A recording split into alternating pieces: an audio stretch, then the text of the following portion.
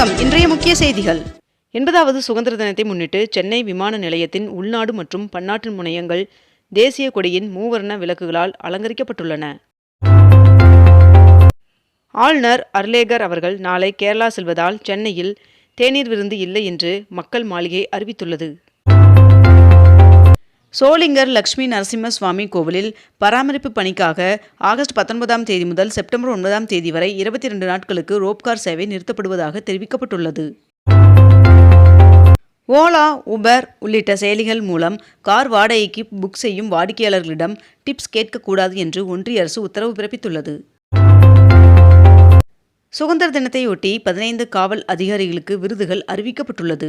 விருதாளர்களுக்கு 1 சவரன் தங்கப்பதக்கம் மற்றும் 25,000 ரூபாய் ரொக்கம் வழங்கப்படும் என்றும் தகவல் வெளியாகியுள்ளது.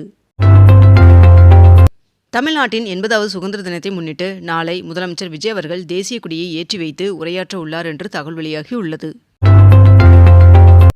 தமிழகத்தில் நடமாடும் மருத்துவ மையங்களை அமைக்க சன் டிவியானது 1,05,00,000 ரூபாய் நிதியுதவி வழங்கியுள்ளதாக தகவல் வெளியாகியுள்ளது.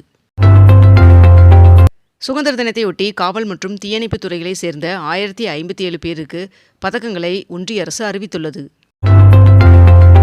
22 கேரட் ஆபண தங்கத்தின் விலை சவரனுக்கு 1,440 ரூபாய் விலை குறைந்து 1 சவரன் 1,12,320 ரூபாயாகவும் 1 கிராம் 14,040 ரூபாய்க்கும் விற்பனை செய்யப்பட்டு வருகிறது. இதனைத் தொடர்ந்து 1 கிராம் வெள்ளியின் விலை கிராமிற்கு 5 ரூபாய் குறைந்து 1 கிராம் வெள்ளி 255 ரூபாய்க்கு விற்பனை செய்யப்பட்டு வருகிறது.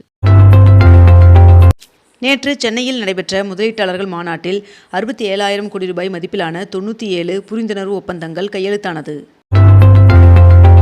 நாடாளுமன்ற மழைக்கால கூட்டத்தொடர் நிறைவு பெற்ற நிலையில் மக்களவை தேதி குறிப்பிடாமல் ஒத்திவைக்கப்பட்டது.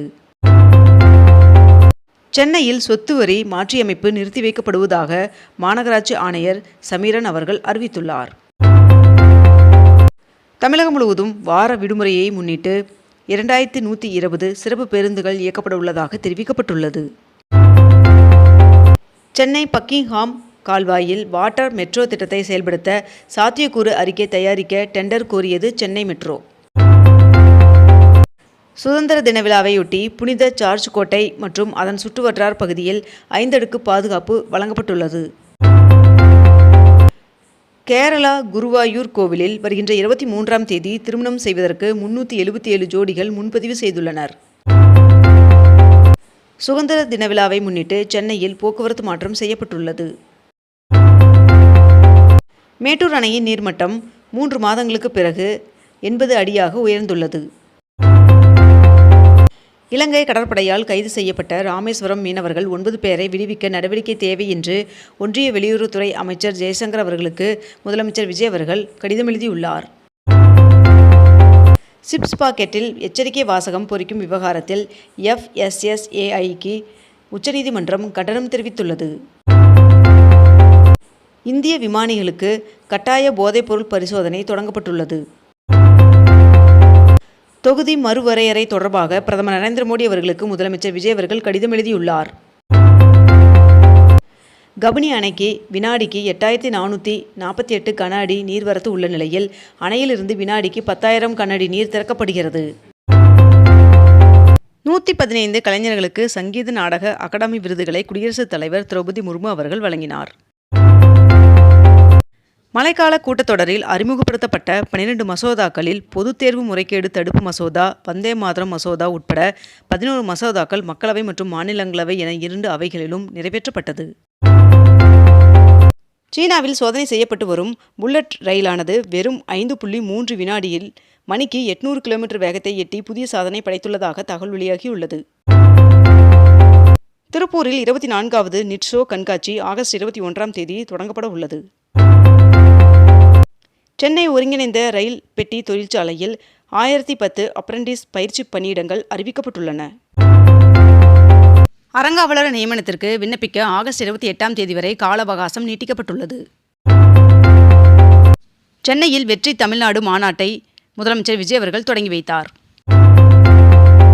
சத்தீஸ்கர் அரசு ரேஷன் அரிசி வழங்க புதிதாக அன்னபூர்த்தி தானியா ATM அறிமுகம் செய்துள்ளதாக தகவல் வெளியாகியுள்ளது. கடலூர் மாவட்டத்தில் பல்வேறு பகுதிகளில் தொலைந்து போனதாக புகார் அளிக்கப்பட்ட நிலையில் 50 லட்சம் ரூபாய் மதிப்பிலான 300 செல்போன்கள் மீட்கப்பட்டு உரியவர்களிடம் வழங்கப்பட்டது. FCRA சட்டத்திருத்த மசோதாவிற்கு கடும் எதிர்ப்பு கிளம்பியுள்ள நிலையில் அதனை நாடாளுமன்ற கூட்டுக்குழுவின் பரிசீலனைக்கு அனுப்ப ஒன்றிய அரசு முடிவு செய்துள்ளது. தமிழகத்தில் MBBS, PDS மாணவர் சேர்க்கைக்கான கலந்தாய்வு நேற்று தொடங்கியது. தமிழ்நாட்டில் 10 IPS அதிகாரிகள் இடமாற்றம் செய்யப்பட்டுள்ளனர். கேரளாவின் பெயரை கேரளம் என்று மாற்றுவதற்கான கேரளா மசோதா 2026 நாடாளுமன்றத்தில் நிறைவேற்றப்பட்டது. தமிழ்நாட்டிற்கு எந்த பாதிப்பும் இல்லாமல் தொகுதி மறுவரையறை செய்ய வேண்டும் என்று அதிமுக பொதுச் செயலாளர் எடப்பாடி பழனிசாமி அவர்கள் வலியுறுத்தியுள்ளார். நீட் தேர்வு தொடர்பான விவாதத்திற்கு அரசு தயார் என்று மக்களவை சபாநாயகர் ஓம் பிர்லா அவர்களுக்கு அமித்ஷா அவர்கள் கடிதம் எழுதியுள்ளார். வருகின்ற ஆகஸ்ட் 19ஆம் தேதி மல்லிகார்ஜுன் கார்கே அவர்களின் தலைமையில் காங்கிரஸ் செயற்குழு கூட்டம் டெல்லியில் நடைபெறும் என்று அக்கட்சி அறிவித்துள்ளது. தமிழகத்தில் இன்று நீலகிரி மற்றும் தேனி மாவட்டங்களில் ஒரு சில இடங்களில் கனமழை பெய்ய வாய்ப்புள்ளதாக வானிலை மையம் தகவல் தெரிவித்துள்ளது. தமிழ்நாடு சட்டப்பணிகள் ஆணைக்குழு சார்பில் 38 மாவட்டங்களில் உள்ள நீதிமன்ற வளாகங்களில் ஆகஸ்ட் 15ஆம் தேதி வரை மரக்கன்றுகள் நடும் நிகழ்ச்சி நடைபெறுகிறது. சுதந்திர தின விழாவை ஒட்டி ஆகஸ்ட் 14 மற்றும் 15 ஆகிய தேதிகளில் சென்னையில் ட்ரோன்கள் பறக்க தடை விதிக்கப்பட்டுள்ளது. பொதுமக்களுக்கு பலனளிக்கும் திட்டங்களால் செலவினம் அதிகரித்துள்ளதாக நிதியமைச்சர் மரிய வில்சன் அவர்கள் தெரிவித்துள்ளார். தமிழகத்தில் ஆகஸ்ட் 17ஆம் தேதி வரை மழைக்கு வாய்ப்புள்ளதாக வானிலை மையம் தகவல் தெரிவித்துள்ளது. டாடா சன்ஸ் குழுமத் தலைவர் சந்திரசேகரன் அவர்கள் தனது பதவியை ராஜினாமா செய்துள்ளார். கடலூர், ராமநாதபுரம் எஸ்பிக்கள் உட்பட 15 போலீசாருக்கு முதலமைச்சரின் காவல் பதக்க விருது வழங்கப்பட்டுள்ளது. தமிழ்நாட்டிற்கு வரும் முக்கிய பிரமுகர்களின் வரவேற்பு செலவிற்காக கூடுதலாக 6 கோடி ரூபாய் ஒதுக்கீடு செய்யப்பட்டுள்ளது. TNPSC குரூப் 2 2A பணிக்கான முதல் நிலை தேர்வு நவம்பர் 1ஆம் தேதி நடைபெறும் என்று அறிவிக்கப்பட்டுள்ளது. தமிழ்நாட்டிற்கு காவிரியில் 15 DMC நீர் திறக்க காவிரி மேலாண்மை ஆணையம் உத்தரவிட்டுள்ளது. காவிரி ஒழுங்காற்று குழு பரிந்துரையை ஏற்று காவிரி மேலாண்மை ஆணையம் உத்தரவிட்டுள்ளது. அதிமுகவிலிருந்து விலகிய சிங்கை ராமச்சந்திரன் அவர்கள் முதலமைச்சர் விஜய் அவர்களின் முன்னிலையில் தாவேகாவில் இணைந்தார். தஞ்சாவூர் பட்டுக்கோட்டை மற்றும் மன்னார்குடி பட்டுக்கோட்டை இடையிலான ரயில் திட்டங்களுக்கு நிலம் கையகப்படுத்த தமிழக அரசு ஒப்புதல் வழங்கியுள்ளதாக தகவல் வெளியாகியுள்ளது. விவசாயிகளின் பயிர்க்கடனை முழுமையாக தள்ளுபடி செய்ய அதிமுக பொதுச் செயலாளர் எடப்பாடி பழனிசாமி அவர்கள் வலியுறுத்தியுள்ளார். இத்துடன் இன்றைய தலைப்புச் செய்திகள் நிறைவடைந்தன. மேலும் இதுபோன்ற அண்மை தகவல்களை உடனுக்குடன் தெரிந்து கொள்ள அக்னிபூ சேனலை சப்ஸ்கிரைப் செய்து கொண்டு தொடர்ந்து இணைந்திருங்கள். நன்றி, வணக்கம்.